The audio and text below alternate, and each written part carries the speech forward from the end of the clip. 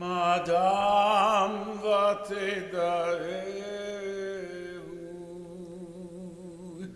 בן אנוש ותחשבהו, אדם להבל דמי ימיו כצל עובר. בבוקר יציץ וחלף, לערב ימולל ויבש, תשב אנוש הדקה, ותאמר שובו שובו בני אדם. לו חוכמו ישכילו זאת, יבינו לאחריתם, כי לא ומותו ייקח הכל, לא ירד אחריו כבודו. שמרתם וראה ישר, כאחרית לאיש שלום. פודה אדוני נפש עבדיו, ולא ישבו כל החוסים בו.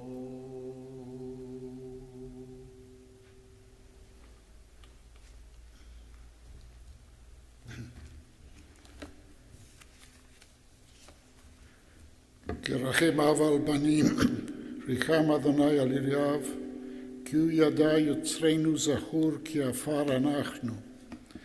אנוש כחציר ימיו, כציץ השדה כן יציץ, כי רוח עברה בו ואיננו ולא יכירנו עוד מקומו. וחסד אדוני מעולם עד ועד עולם על יראיו, וצדקתו לבני בנים. Tender as a father with his children, the Lord is merciful with his worshippers. He knows how we are fashioned, he remembers that we are but dust.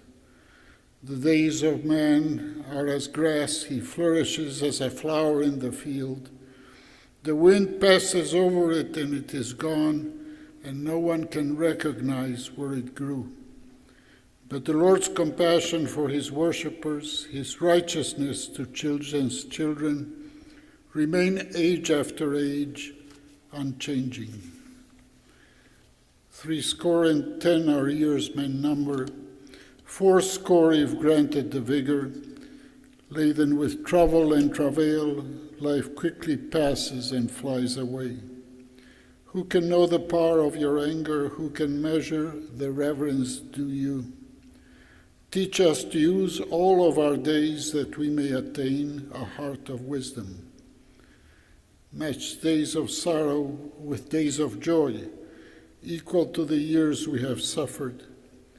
Then your servant will see your power, then their children will know your glory. My friends, I want to introduce the rabbi of this congregation, Rabbi Glick. I'm the emeritus, but I'm here to be of special appearance for the services of Marcelle. But Rabbi Glick also knew her very well for the last 8 years. So please, Rabbi Glick.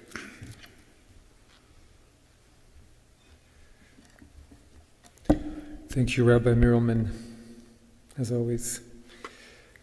I wanted to share a few thoughts about Marcelle, and these are actually thoughts that I jotted down many years ago after spending some time with her. And we saw her every morning at Minyan, but a few times we also went to her apartment at the time close by and spent time with her. But one I wanted to say that Marcelle was a person like they don't make them anymore. And she really was from another world, and she carried herself as a person of substance and of strength, tremendous strength. Nobody crossed her. And she was noble and gracious and had a loving heart and a strong heart. And she and I used to speak in French all the time. I grew up in France. And even in the later years, I always tell her, "Comment allez-vous? How are you?" And we would share a few words. And we shared a special connection relating to French Sephardic culture, or just Sephardic culture in general. And I always saw her as a matriarch, and that she embodied, as a Sephardic lady, a culture that is no longer that strongly with us anymore. And she spoke so many languages, and French and Spanish and Portuguese and English and some Hebrew, but it wasn't just languages, but all the customs and the melodies and the recipes and the whole culture, and sometimes superstitions. And her apartment was like a palace with all the tapestries that she herself had sewed. And she could do so many crafts, and was so skilled at every one she did, and so many different of the items of worship in this synagogue were made by her and have her name, and Torah curtains and special cover we used to read Torah on.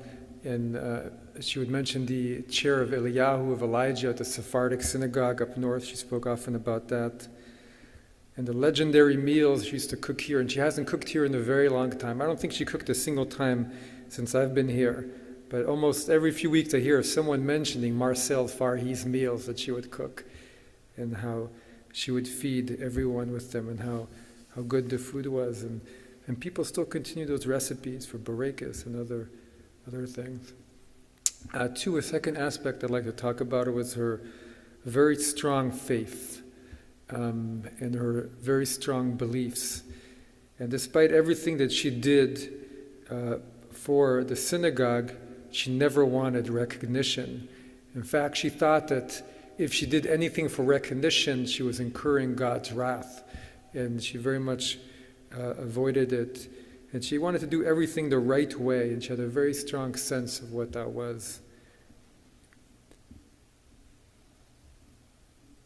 And many of us loved her, and I think all of us respected her and knew that she was quite a person. And she did what many people hesitated to do, and she never hesitated. She just did it. And as I'm sure others will speak much more about. But when she felt called to, and she came to the Bima, and as a traditional Sephardic woman, she led services and loved doing it. And she just did it. And the third aspect I'd like to touch on, that she was very strong, and she was also a very spiritual person. And I connected to her on that level, and also as a polite person of old world manners and expressions. And she sewed her own clothes and wore them, and every morning a minion had perfect makeup and perfect clothes. And I thought, because of who she was, that in her internal world, inside of her, there was a sense of tremendous richness and depth and also peace. And that she had seen much, and she knew very much. And I don't think she struggled with faith. It came naturally to her. And she embodied a whole world that was filled with, that was more alive and filled with power than many others. And I remember when my father, also a rabbi in Jerusalem, came to visit, and he met Marcelle, and she said, "She's a person of substance." I think Marcelle taught us to be more broad in our views of life, more straightforward and more real, to believe in ourselves. And her strong presence will remain in all of our hearts for many years to come. So I'd like to finish with a reading. I don't always like reading Eshet Chayil, but she was an Eshet Chayil. And she could do everything that Eshet Chayil does in that, and much more. אשת חיל מממצא ורחוק מפני נימיך, בטח בא לבעלה ושללו יחסר. What a precious find is an Eshet Chayil, a woman of valor. Her worth is far beyond rubies. She opens her hand to the needy and extends her hand to the poor. She is clothed with strength and splendor. She looks to the future cheerfully. She opens her mouth with wisdom. Her tongue is guided by kindness. Wherever people gather, her deeds speak her praise.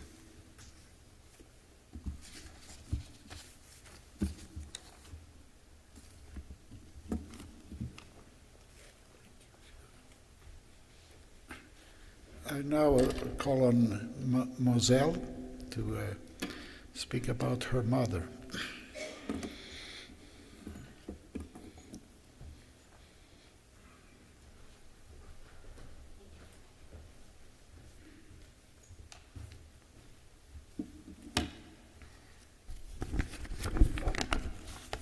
Good afternoon. I have an absolute impossible task in front of me, which is to describe Marcelle in a few words.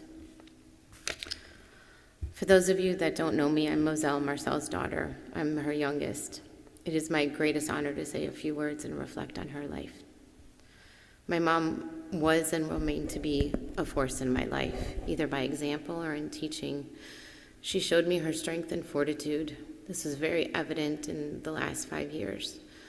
She moved in with us, and we could see firsthand her perseverance. Her health would turn for the worst, and it was like she said to herself, "Not yet." My husband Michael and I would say that she was very easy to care for. Actually, she was a light in our life, and having her so close was a benefit for us. When I was younger, she told me stories of her childhood in Alexandria, Egypt. She would share with me the personalities of her parents and siblings, giving me a perspective that I would not have had otherwise. It was never lost on me that she left her home for a place she knew no one or even spoke the language.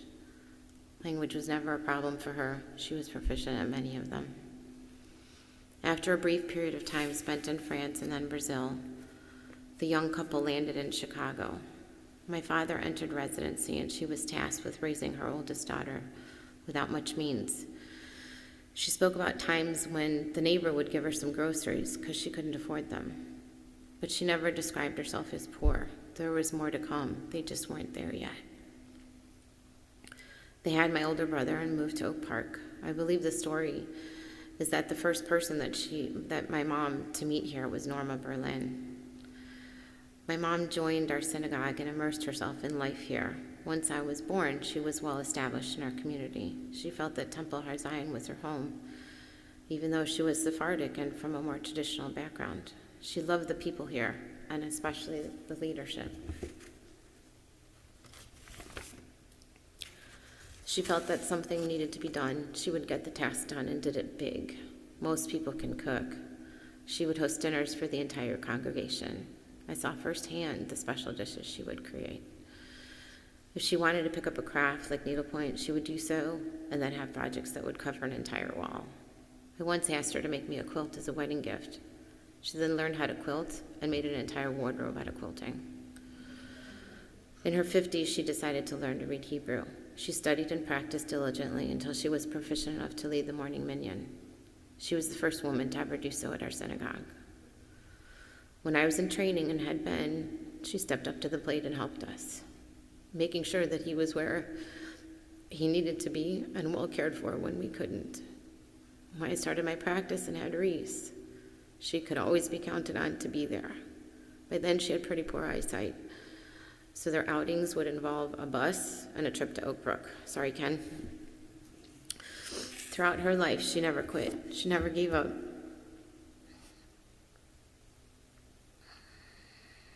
She found a way to move forward, even though the odds were stacked against her.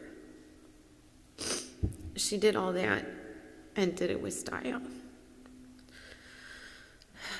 I appreciate you joining us today to honor Marcelle, Farhi, and our family. I thank you all for your support and your prayers.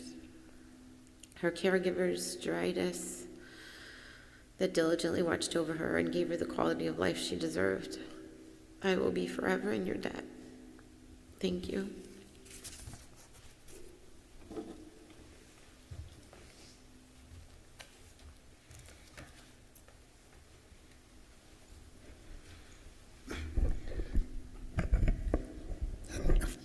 Now Ben, the grandson, one of the grandsons.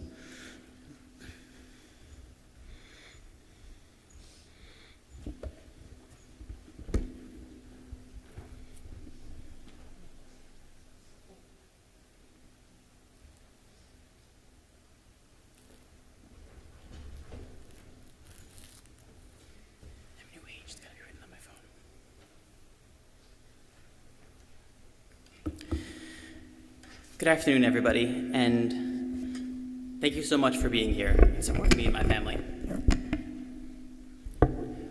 For those of you who don't know me, I'm Marcelle's grandson, Ben. I was thinking about what I was going to say up here last night, and I figured it might be best to open with an anecdote. When I was about 12 or 13, my mom and I were having dinner with my nonna, and I said something to her. It's not important what I said, because nonna looked at me for a second, then waved me off and said, "You talk too fast, just like your mother." And I look at my mom and I go, "Did she just?" And my mom said, "Yep." Took us both out with one fell swoop. Didn't even have to think about it. That's the kind of person she was. My nonna lived for 92 years on sheer force of will alone. She survived persecution, disease, and financial instability, and so much more that we can't even imagine. She set the standard on how to push through the hard times, prepare during the better times, and enjoy the good times. She took every chance she could to give back to her family and her community, spending countless hours in this very synagogue to make sure everyone had some of her famous cooking. And we were lucky if we got some of that cooking too.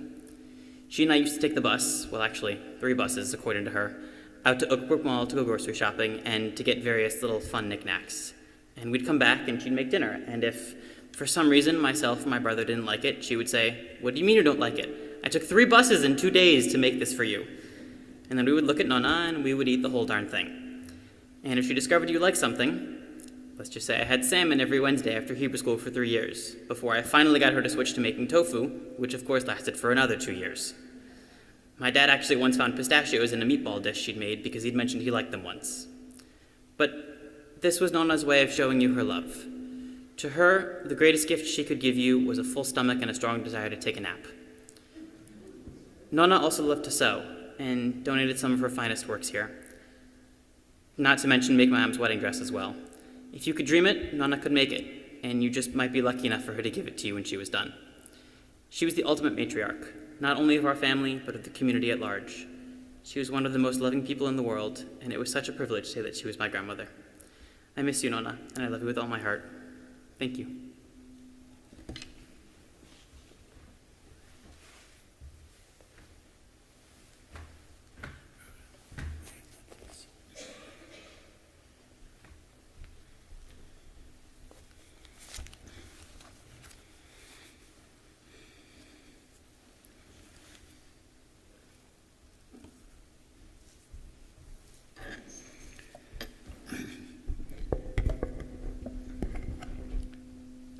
My friends, 34 years ago, in January of 1990, I arrived in River Forest to become what was then the new rabbi of this synagogue.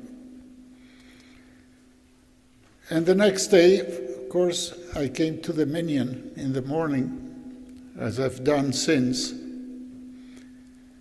And there were about 12 men, 1 lady, and 1 little girl.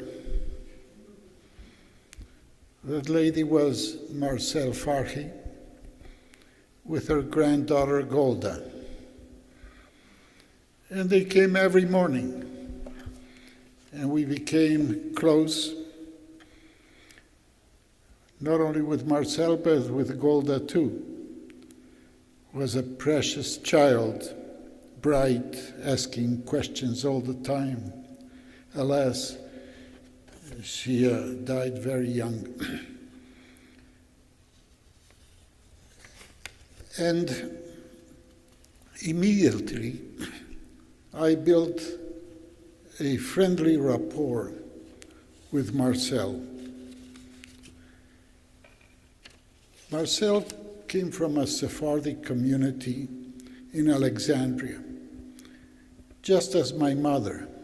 My mother came from Adrianopolis or Edirne in modern Turkey, but also Sephardic. Marcelle was educated in French schools, and so was my mother. French culture and the language permeated Marcelle's life, and so did my mother's. So there was a very, very strong rapport there. The Western upbringing, even in cities which are in the Middle East, are very close by to the Middle East.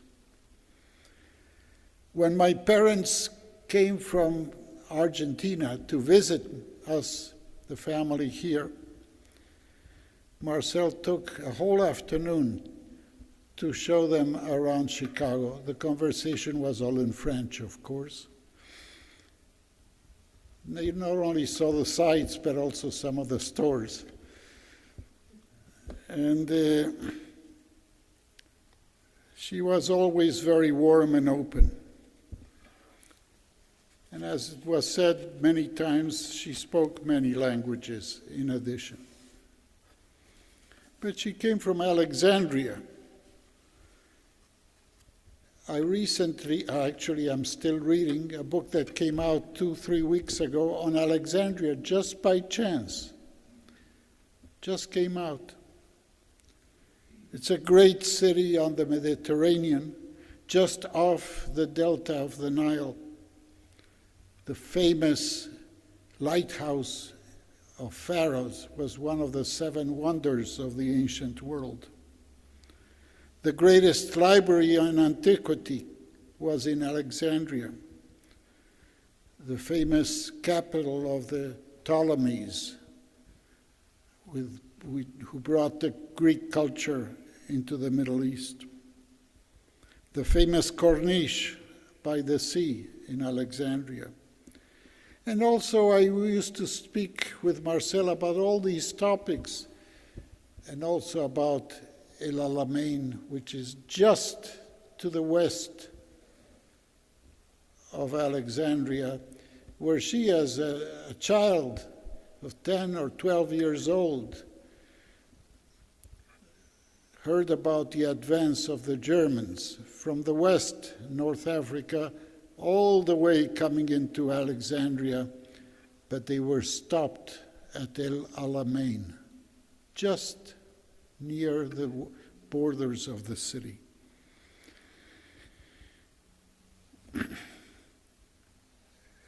World events changed her life as they changed the lives of every individual. Late in 1956, the French and English, together with the Israelis, took charge of the Suez Canal because Egypt at the time was impeding ships that had merchandise for Israel, either in or out, were forbidden. That was called the Sinai Campaign. A few months later, the war ended. Of course, the war took only 100 hours, but a compromise was reached and navigation was allowed. And the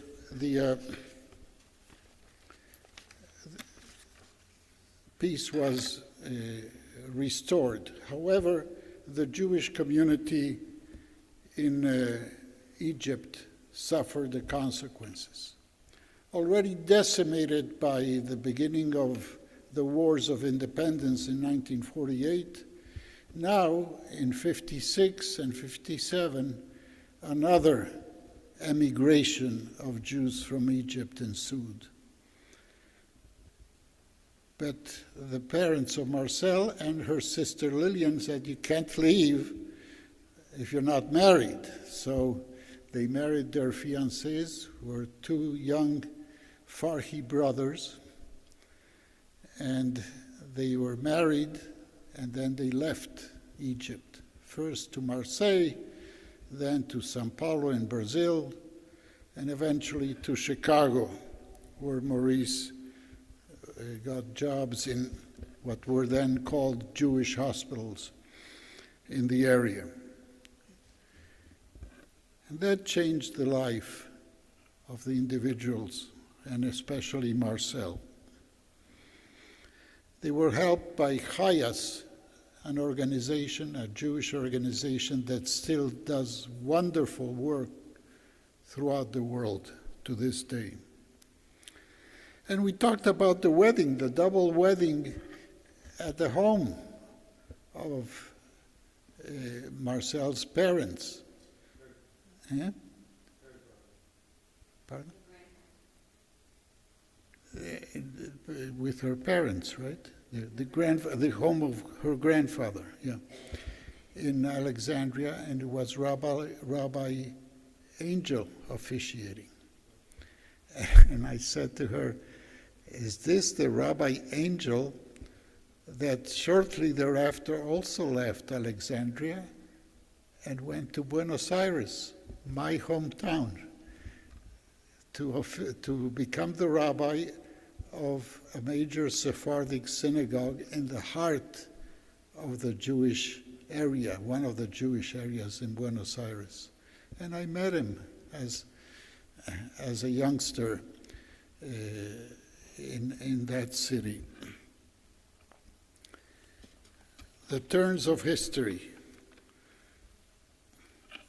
A few years later, and now I'm reminded it was about 12 years ago, Marcelle and Moselle with her family took a cruise in the Mediterranean with stops in Alexandria. And it was a whole reopening of Marcelle's mind and heart to the city of her youth. It was a wonderful experience. I remember talking with her and with Moselle and others who were in the trip about her reaction to the city she hadn't seen in almost 6 decades. Marcelle loved Jewish traditions. She had a strong commitment to her faith and her people, and emphasized the Sephardic side of the tradition. She had 2 synagogues, and it wasn't like the old joke that one synagogue is the one I don't go. She went to both. She came here because she lived around the corner, and it was her community, but also she went to the Sephardic synagogue up north in Evanston. And she was comfortable in both places. Very different services. This is quite a more liberal synagogue, conservative but liberal. And the Sephardic synagogue is very traditional, separating men from women, and women don't have the rights to go up to the bima and so on. But she was comfortable wherever she was. And as Rabbi Glick mentioned, it's the Sephardic openness to culture and to what comes to us in so many ways. And here, in this place, she did many things she couldn't do up north. She led services. She was involved in the decoration of the sanctuary and the chapel. I remember after 2 weeks that I was here, Cantor Brindel, who was the cantor at the time, took a vacation. He went to Florida. And for 3 or 4 weeks, the services were led by the members. And Marcelle and another member, Bernie Gusfield, used to take turns on Friday night. And they were like an odd couple because Marcelle loved to do it, and Bernie, of course, he loved to do it too, but wasn't so happy when a woman led the services. So they used to have their petty quarrels, but they remained good friends.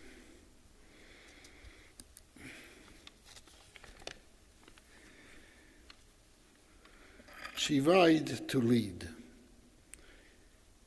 The Sephardic synagogue, of course, was much more traditional, separate seatings and so on. But she was honored there too, not by giving her an aliyah to the Torah, but by being the major chef in that synagogue, as well as she was here. And you heard about the dinners and so on.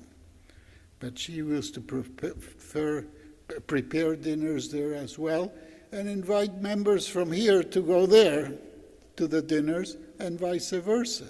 Because when she had a Shabbat dinner here, a few members of the Sephardic community would join us. Of course, everybody spoke French in that group, wherever they came from. Either Egypt, Turkey, Greece, Lebanon, whatever. Everybody spoke Turkey because it was a common language among the educated Jews in those communities. And we all enjoyed her dinners. It was her cuisine. And I might add, it wasn't lean cuisine. It was quite rich. But she loved the tradition in many other ways, and her skills were in sewing, as you heard, covers for the chapel pulpit in memory of Golda, a cover for the pulpit here, the curtain for the high holidays, a beautiful curtain for Rosh Hashanah and Yom Kippur and through Sukkot, that really is very elegant and very colorful. It was designed and sewn by Marcelle Farhi, and it still decorates this sanctuary for the high holidays. So Marcelle, I would say, was polydimensional, or multidimensional in transmitting Jewish values. First, she nurtured the soul with prayer and leading in prayer. Secondly, she nourished the body with exquisite dinners. And third, she nurtured the senses, especially the eyes, the vision, with her beautiful sewings and beautiful decorations in the synagogue, and as was mentioned also in her own home. The family, and they're all initialed MF. Her husband Maurice, the 3 children, all have the same initials. As Moselle explained, it's a sign of royalty, because King Farouk used to also give the same initials to his children. There were also very sad times, the tragic death and illness and death of Golda, and there were also many celebrations, the birth of all the grandchildren, and I remember all of them, because they were during my tenure as the rabbi in this synagogue. And she always had one thing in mind: to keep the family together. And they're all strong-minded, brilliant, educated people, but very independent.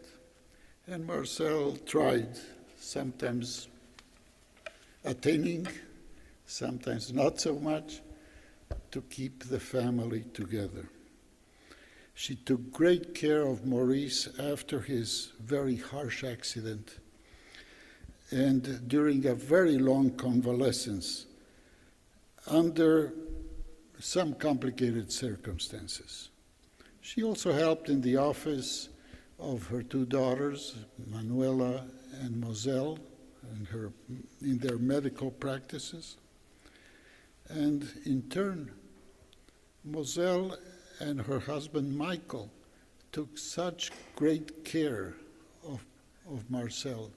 We could see it in the synagogue when they came, and they both took so much care in all the details so Marcelle would be comfortable and find a place to sit and tell her who's coming to say hello and wishing her a good Shabbos and so on. And this was during a long period of time. It started with her eyesight going, and then the last 5 or so years were very, very demanding. And she was also close to her sisters and to her brother Meir and nephews and nieces. And sometimes they came here for those dinners. Marcelle was outgoing.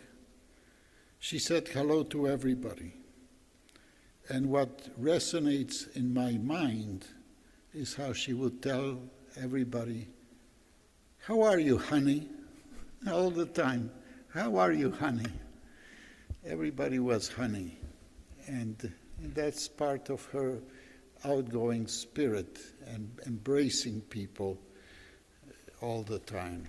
So, my friends, as Ben Sira says, an ancient scholar or sage in Judea, as a drop of water in the sea, as a grain of sand on the shore, are humans' few days in eternity. The good things in life last for limited days, but a good name endures forever. Marcelle leaves a good name, a great name, makes the family proud, and also her community that loved her and continues to remember her for good. Tehi nishmata tzrura b'tzror chaim.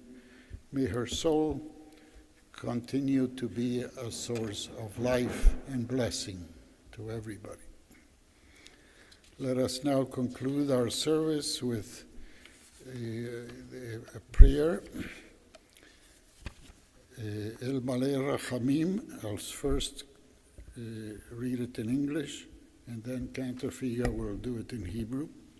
O God, exalted and full of compassion, grant perfect peace in your sheltering presence among the holy and pure to the soul of Marcelle Farhi, who has gone to her eternal home. Master of mercy, we beseech you, remember all the worthy and righteous deeds that she performed in the land of the living. May her soul be bound up in the bond of life. The Lord is her portion. May she rest in peace. And let us say, Amen. Please rise. El Malei Rachamim, Shochen Bamromim, Hamatzei Menucha Nechona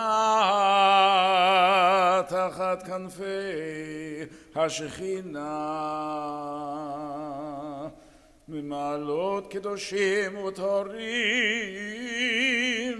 Kezoar Arakia Mazirim,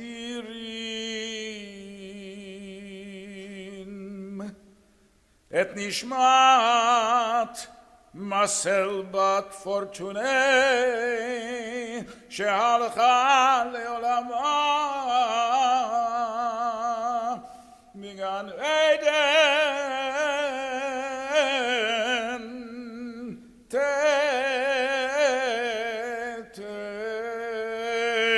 Menuchata,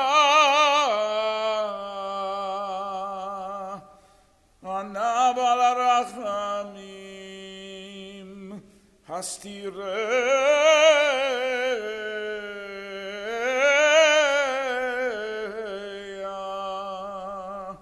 Beseter Kinafecha Leolamim, וצרור בצרור החיים את נשמתם.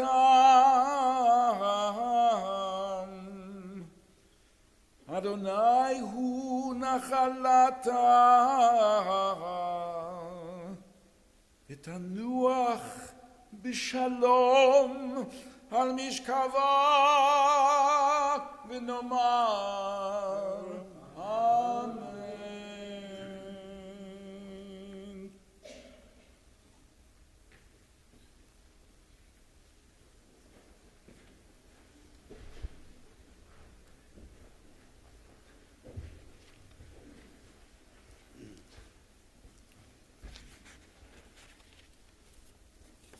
Services will conclude with the burial at the Portuguese Sephardic Cemetery in Waldheim, about a 20-minute ride in procession.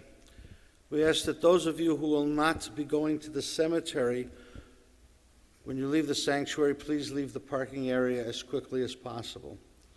Those of you who will be joining us in procession to the cemetery, the procession will be forming south on Harlem Avenue in front of the synagogue. So you come around the back of the building heading south. Make sure that you have an orange funeral sticker on the inside right front windshield of your car. Turn your headlights on manually, like we used to do in the old days.